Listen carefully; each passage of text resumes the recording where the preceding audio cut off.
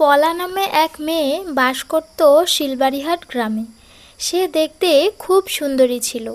তার রাজীব নামে এক ছেলের সাথে বিয়ে হয়। বিয়ে হওয়ার কিছুদিন পর থেকেই পলার জীবনে নেমে আসে অশান্তি। তোমাদের বিয়ে হয়েছে আজ 1 সপ্তাহ হলো। আমাদের বাড়ির নিয়ম ছিল বাড়ির নতুন বউকে 1 সপ্তাহ বকা দেওয়া যাবে না, তাই এই কদিন তোমাকে কিছু বলিনি। আর কিছু বলিনি বলে এই কদিনে তুমি একেবারে মাথায় উঠে গেছো। কিন্তু মা, আমি তো কিছুই করিনি, আর আপনি বলছেন যে আমি মাথায় উঠে পড়েছি। আবার আমার মুখে মুখে তর্ক করো?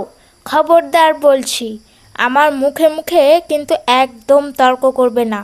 যেগুলো বলবো সেগুলো মন দিয়ে শুনবে। তোমার কথাবার্তার যা ছিরি। মা, এসব আপনি কি বলছেন? যেখানে আমি কিছুই করিনি সেখানে এত কথা শোনাচ্ছেন কেন? যাও, তাড়াতাড়ি গিয়ে রান্নাটা বসাও। আমার মেয়ের আবার কলেজে যাওয়ার সময় হয়ে যাবে। 10টা মনে হয় বেজেই গেছে। তখন পলা রান্না করতে চলে যায়। কিছুক্ষণ পর, মা, ও মা, আমার কলেজে যাওয়ার সময় হয়ে গেছে, আর বৌদির এখনো রান্নাই হয়নি। এখন আমি কি খেয়ে যাব মা? দাঁড়া, আমি দেখছি। কে গো বৌমা, দিয়ার কলেজের সময় হয়ে গেছে, আর তুমি রান্নাটা করে দিতে পারলে না? মা, ভাত আর মাছের ঝোল তো হয়ে গেছে। দিয়াকে বললাম মাছের ঝোল দিয়ে খেয়ে কলেজে যেতে, ও নাকি খাবে না। শুধু মাছের তরকারি দিয়ে কি ভাত খাওয়া যায় নাকি? তুমি জানো না আমি এক তরকারি দিয়ে কখনো ভাত খাই না। আমার মা আজ পর্যন্ত আমাকে এক তরকারি দিয়ে খেতে দেয়নি। শুধু মাছের ঝোল দিয়ে আমি খাবো না, আমি না খেয়ে আজ কলেজে যাব। এ কথা বলে দিয়া কলেজে চলে যায়। তোমার মাথায় কি বোধ বুদ্ধি বলে কিছু আছে নাকি? হ্যাঁ, তোমার জন্য আজ আমার মেয়েটা না খেয়ে কলেজে গেল। আমি আমার মেয়েকে কোনো দিনও না খাইয়ে কোথাও পাঠাই না। তোমার দ্বারা এ সংসার হবে না, বুঝেছো? আজ রান্না করতে একটু দেরি হয়ে গেছে, আমি বুঝতে পারিনি। বুঝতে পারিনি? ন্যাকা, সকাল থেকে কি করেছো? হ্যাঁ, সামান্য রান্নাটুকু সময় মতো নামাতে পারো না? অপদার্থ মেয়ে কোথাকার। এরপর থেকে আর রান্না করতে দেরি হবে না মা। তোমার উপর কোনো বিশ্বাস নেই। আর কাল যদি আমার মেয়ে না খেয়ে কলেজে গেছে, তাহলে তোমাকে সোজা বাড়ি থেকে বের করে দেব। এমন অকর্মার ঢেকি আমার বাড়িতে না থাকলেও চলবে। বাড়িতে কেউ আছো?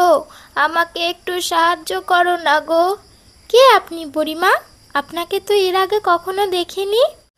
আমি দূর গ্রাম থেকে এসেছি। আমি ভিক্ষা করে দিন পাড়ি দেই। আমাকে কিছু ভিক্ষা দেবে মা?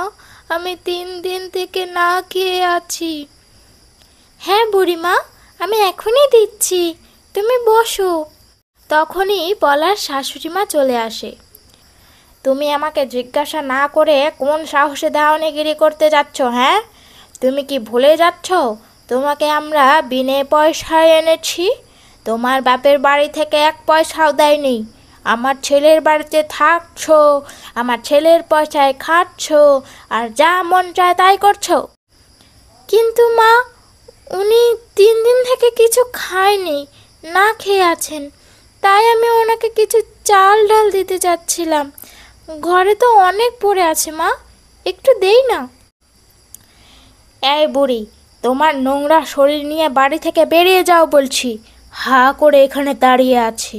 এ তুই কেমন বাড়িতে বিয়ে করেছিস রে মা? এরা যে তোকে ভালোভাবে বাঁচতে দেবে না। তুই নিজের জন্য কিছু কর, না হলে কোন দিন তোকে বাড়ি থেকে বের করে দেবে তার কোনো ঠিক নেই। ভগবান তোর মঙ্গল করুক। এ কথা বলে সেই বৃদ্ধ মহিলাটি পলার শ্বশুরবাড়ি থেকে চলে যায়। আর পলা দরজার সামনে দাঁড়িয়ে কাঁদতে থাকে। আমার স্বামী যদি আজকে বাড়িতে থাকতো, তাহলে হয়তো আমাকে আজ এ দিন দেখতে হতো না। তুমি কাজের থেকে কখন বাড়ি আসবে? মা, মা, বৌদি এসব কি রান্না করেছে? এসব কি আমি খাই? তুমি জানো না আমি মাছ মাংস ছাড়া ভাত খেতে পারি না? আর কী সব সবজি ডাল এসব রান্না করেছে, এসব দিয়ে কি ভাত খাওয়া যায়?